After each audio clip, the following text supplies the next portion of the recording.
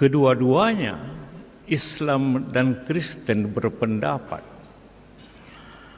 mati atau menewaskan orang, mati atau mematikan, itu syahid.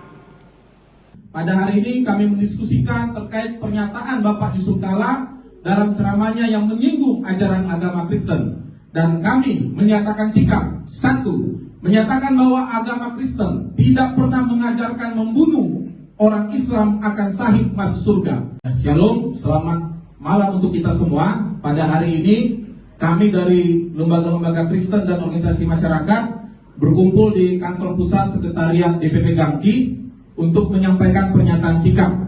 Lembaga-lembaga itu antara lain DPP Gerakan Angkatan Muda Kristen Indonesia, Dewan Pakar Majelis Umat Kristen Indonesia, DPP Asosiasi Pendeta Indonesia, Badan Kerjasama Gereja dan Lembaga Kristen Indonesia, DPP Gerakan Perjuangan Masyarakat Pluralisme, DPP Sipitung, Pemuda Batak Bersatu, Gaharu Nusantara Bersinar, PGN, Diaspora, Oras Bangsa Batak, Tegas Jaga Indonesia, Timur Indonesia Bersatu, Patriot Garda Indonesia, Advokat Raja-Raja Batak, Aliansi Timur Indonesia, Forum Jurnalis Batak, Makasiau, Setnas Indonesia Maju, dan Garda Borgo Manguni.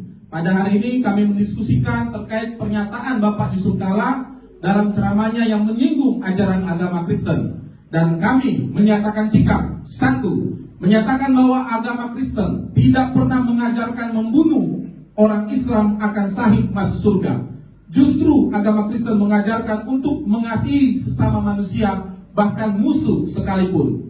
Dua, mengecam keras pernyataan Bapak Yusuf Kalla yang menyakiti hati kami umat Kristen dan menimbulkan kegaduhan di tengah masyarakat. Tiga, maka bersama ini kami yang terdiri dari berbagai lembaga Kristen dan organisasi masyarakat akan melaporkan Bapak Yusuf Kalla ke Kepolisian Republik Indonesia. Demikian yang bisa kami sampaikan pada hari ini, Minggu 12 April 2026 untuk bisa kita sikapi bersama dan bisa kita konsolidasikan seluruh Indonesia. Terima kasih. Dunia memang kadang-kadang politik, kadang-kadang agama, pada awalnya karena ketidakadilan. PRRI mengatakan pemerintah tidak adil kepada daerah. Ya. DITI Jawa Barat dulu dia pejuang. Kenapa yang pimpin kita bukan orang pejuang?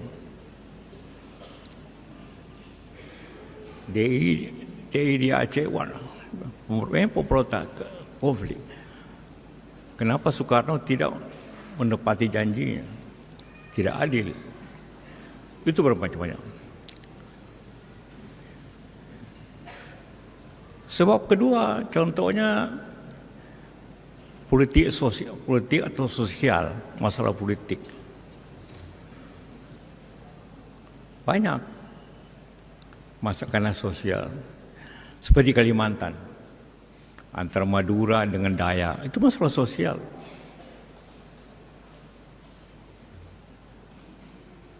Dan beberapa tempat ada juga konflik karena wilayah, persoalan di wilayah.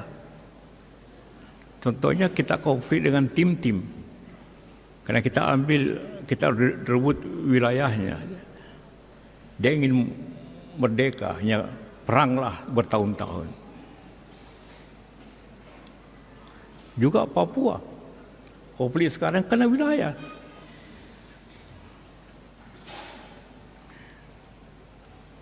Ada konflik karena ideologi. Seperti Madiun, komunis Madiun, karena ideologi. G30S itu ideologi.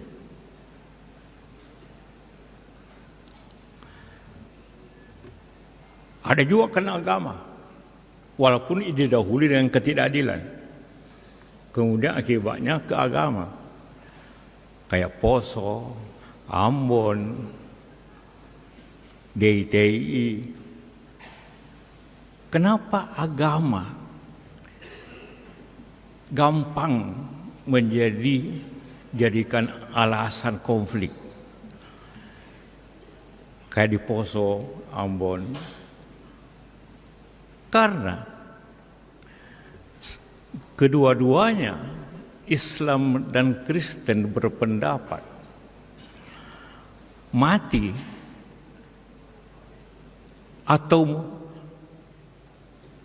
menewaskan orang, mati atau mematikan, itu syahid. Semua pihak. Kristen juga berpikir begitu. Kalau saya bunuh orang Islam, saya syahid. Kalau saya mati pun, saya syahid. Akhirnya susah berhenti. Kalau konfliknya orang membawanya ke agama. Ada juga konflik karena sumber daya alam. Ya seperti sekarang ini. Amerika itu berperang menduduki, ingin daerah yang semuanya negara kaya sumber daya alam. Venezuela kemarin diambil presidennya karena Venezuela kaya dengan minyak. Iran di samping politik karena kaya dengan minyak. Dulu Irak diduduki karena Irak kaya akan alam. Kalau di dunia ideologi juga. Kenapa Amerika berperang dengan Vietnam? Karena ideologi. Karena komunis. Seperti itu.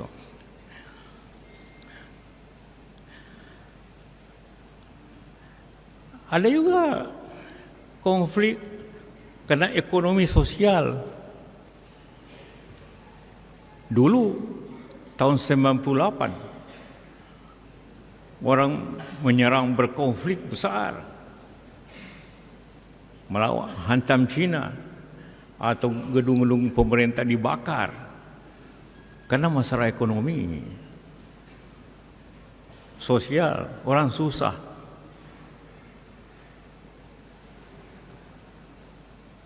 Itulah kira-kira. Di Indonesia tadi dari 15 konflik 9 karena ketidakadilan. Artinya kalau Anda semua, anak-anakku semua menjadi orang pemerintah, pusat daerah haruslah berlaku adil. Karena inilah menyebabkan keruntuhan.